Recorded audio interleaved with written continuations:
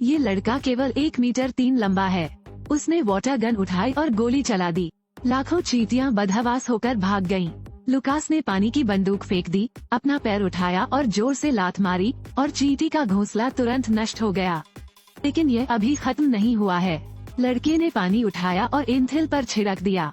पूरा चींटी का घोंसला पानी में डूब गया था। लुकास सचमुच क्रूर है। पता चला कि लड़के को बचपन से ही ठगों ने परेशान किया था, इसलिए मजबूत लोगों को नहीं मार सकते। लेकिन लड़के को यह उम्मीद नहीं थी कि चींटियों के बीच एक चुड़ैल थी। लेकिन कल रात इसने एक दवा पर शोध किया। रात में उसने चुपके से लुकास के कान में दवा डाल दी। अचानक बिजली चमकी। लुकास अचानक जाग गया। लड़के के सिर घुमाकर देखने की प्रतीक्षा करें। बहुत अच्छा, फिर भी लड़का चींटी जितना छोटा हो गया है। लुकास डरा हुआ था। इसके बाद चींटियां लुकास को दूर ले गईं। जोक ने लुकास को सीधे उस एंथेल में फेंक दिया जिसे उसने नष्ट कर दिया था। आज सेमी खाई में गिरना। ये स्थान साम्राज्य का महान न्याय कक्ष है। बदले में चींटियों ने लुकास की निंदा की और चिल्लाया कि केवल लुकास का मांस खाकर ही वो अपना गुस्सा शांत करेगा। इस समय बड़े पंखों का एक जोड़ा धीरे धीरे खुला। रानी चींटी प्रकट हो गई। इसमें कहा गया है कि लोगों को मारना आसान है लेकिन लोगों को पढ़ाना मुश्किल है। लेकिन ये केवल बेहतर भविष्य के लिए ही बदल सकता है। इसलिए इसका फैसला ये था कि लुकास को चींटियों के साथ रहने दिया जाए ताकि वो चींटियों के सुख और दुख को महसूस कर सकें।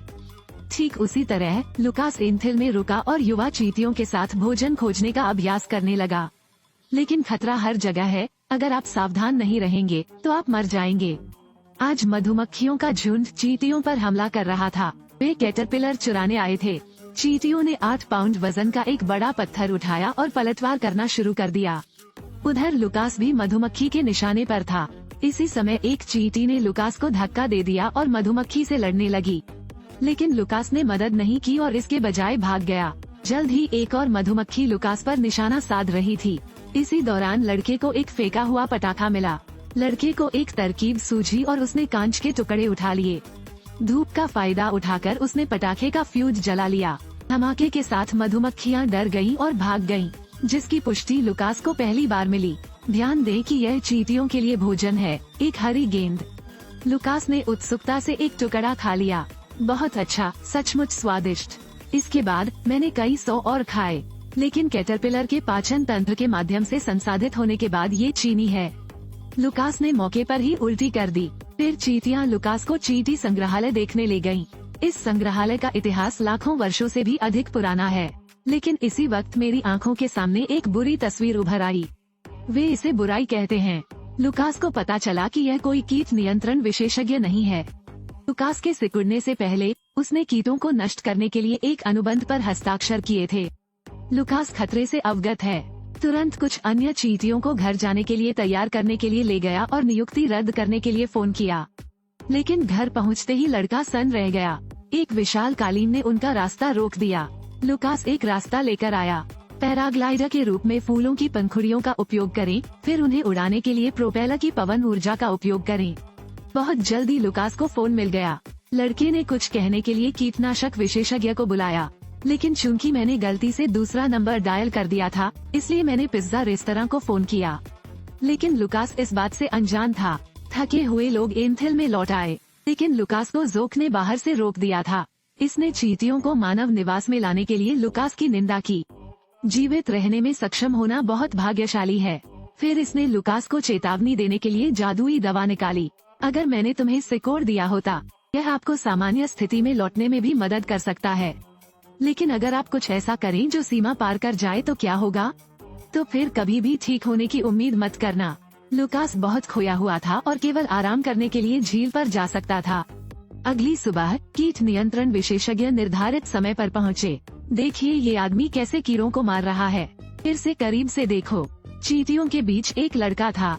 लुकास की कमान के तहत चींटियों और मधुमक्खियों को सेना के साथ साथ प्रशिक्षित किया गया था। मधुमक्खियां कार्रवाई की प्रतीक्षा में उन्मत्तता से अपने पंख हिला रही थीं। जोक ने जादुई दवा पकड़ ली और जोर से खींच लिया। मधुमक्खियां तुरंत उड़ गईं। इसके बाद कई मिलियन मधुमक्खियां स्टेन की ओर उड़ गईं। स्टेन डरे नहीं और पीली गैस उगल दी। उसने हजारों मधुमक्खियां मार डाली। लुकास अब और शांत नहीं बैठ सकता था। मधुमक्खी पर सवार होकर वो स्टेन की ओर उड़ गई, लेकिन स्टेन ने अपनी टोपी निकाली और लहरा दी। लुकास मजबूती से बैठा इसलिए वो नीचे गिर गया। स्टेन के सिर पर प्रहार किया। ये स्पष्ट है कि स्टेन ने सैकड़ों वर्षों से अपने बाल नहीं धोए हैं। फिर भी जू अभी भी लुकास के स्वागत के लिए कतार में खड़ी थी। स्टेन ने बुरी तरह से अपना सिर खुजलाया और लुकास को बाहर निकाल दिया। सौभाग्य से एक मधुमक्खी लुकास की मदद के लिए उड़ी, लेकिन फिर भी स्टैन से टकरा गया। जमीन पर तेजी से दौड़ना। चींटी को ऊपर से मधुमक्खी नीचे दबा देती है। मधुमक्खी भी गंभीर रूप से घायल हो गई। इसी समय भयंकर विषैला धुआं आया। जहरीले धुएं को अपने करीब आता देख इस बार लुकास ने भागने का विकल्प नहीं चुना। लड़के की आंखें धीरे धीरे और अधिक दृढ़ हो गईं। आखिरकार चींटी की शक्ति फूट पड़ी। उस मधुमक्खी को उठाएं जिसका वजन आपसे दोगुना है और बेतहाशा आगे दौड़ें। एक ऊंची दीवार पर आकर लड़का एक चींटी की तरह मधुमक्खी को लेकर 8 सेमी घंटा की गति से रेंग रहा था। इस बार लड़के ने बहुत बढ़िया तरीका निकाला। उसने मधुमक्खी की पूंछ की रीढ़ पर दवा लगाई, फिर स्टेन पर वार करने का सही मौका ढूंढे।